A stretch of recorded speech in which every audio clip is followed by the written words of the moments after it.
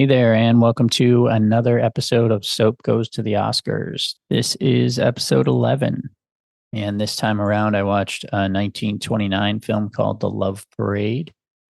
This is still part of the 1929 to 1930 Oscars. And this is the third movie I've watched. I've got two more after this, including the Best Picture winner. So this one it's 1929. It's described as a 1929 American pre-code musical comedy film. So this was directed by Ernst Lubitsch, and it stars Maurice Chevalier and Jeanette MacDonald. A couple other stars, Lillian Roth and Eugene Pallett, had kind of significant roles as well. This, and I looked at some reviews on IMDb for this, and it gets a lot of praise. I will say I did not like this one.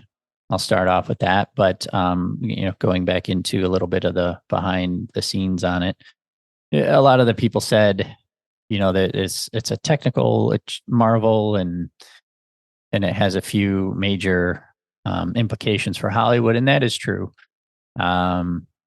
So, one thing, this is from the Wikipedia page, says Love Parade is notable for being both the film debut of Jeanette MacDonald, who is the female star, and it's also the first talkie film made by Ernst Lubitsch.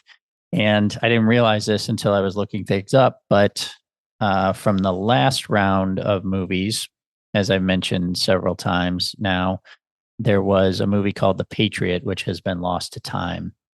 And that was also directed by Ernst Lubitsch. And I apologize for repeating that so many times. It's funny because I record these or watch these movies and then record, sometimes weeks, sometimes months apart.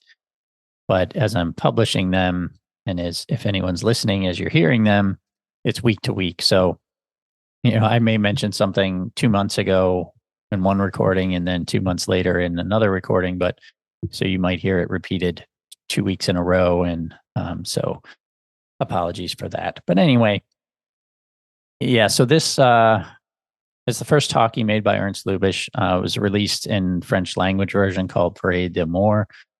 Yes, it was adapted from a French play. So the plot, Maurice Chevalier plays Count Alfred. He's a military attaché to a fictional country called Sylvania. So he's the attaché to the Sylvanian embassy in Paris. So he's living in Paris. He's ordered back to Sylvania to report to Queen Louise for a reprimand following a string of scandals. So he's a playboy. He likes to get with the ladies, and he had an affair with the ambassador's wife. And so that leads to him being sent back to Sylvania and reprimanded.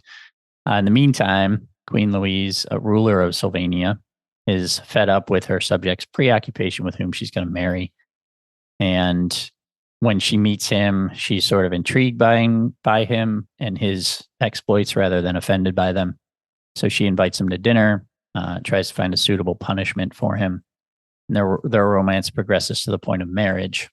And he's a little reluctant to that because, as I said, he's a playboy, so he doesn't, want to settle down.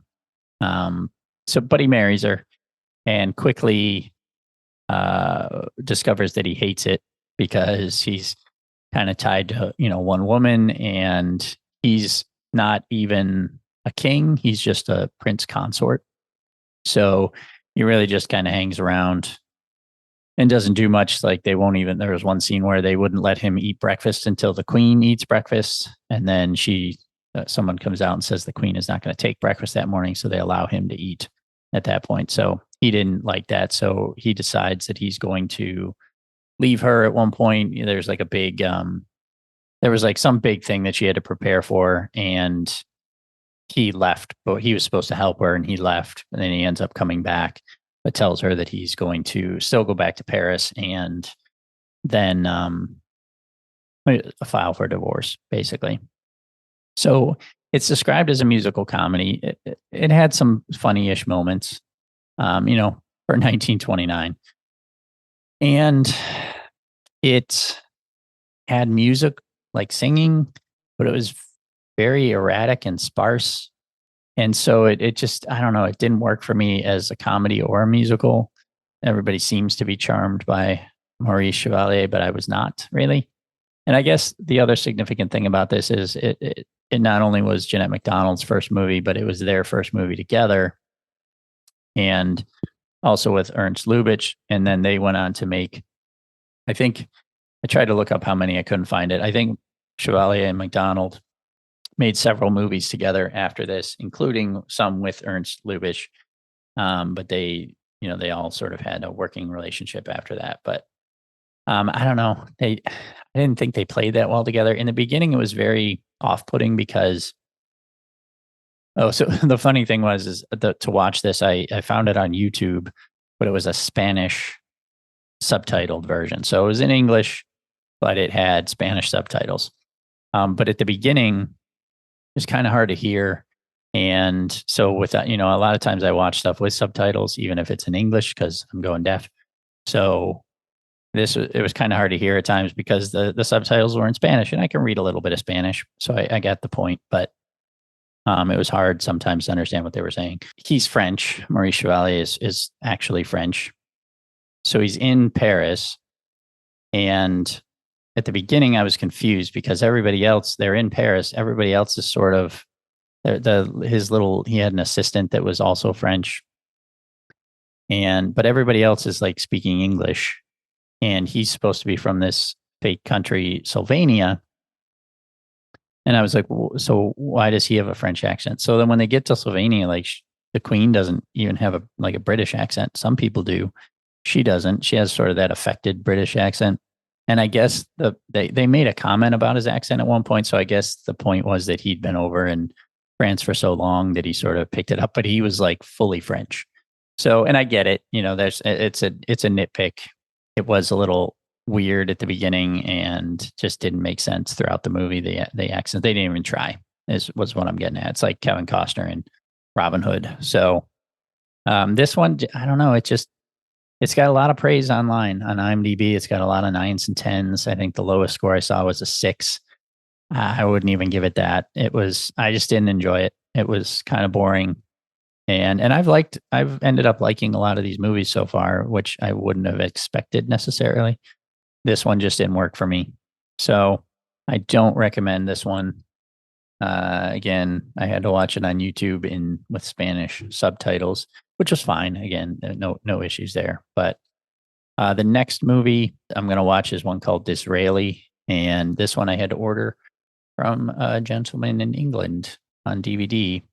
It used to be on YouTube for free, and I don't know what happened. It disappeared in the time since I first found it, and when I was actually going to try to watch it. So that sucks that I had to buy it, but it's fine. So this one, that one's on there or on DVD, and then the last one is All Quiet on the Western Front, which I think is on Tubi with ads, or I can rent it from Amazon. I'll probably just watch it with the ads. So that's it. Getting close to finishing this year's worth of Oscar nominees. The next one will be 1930 to 31.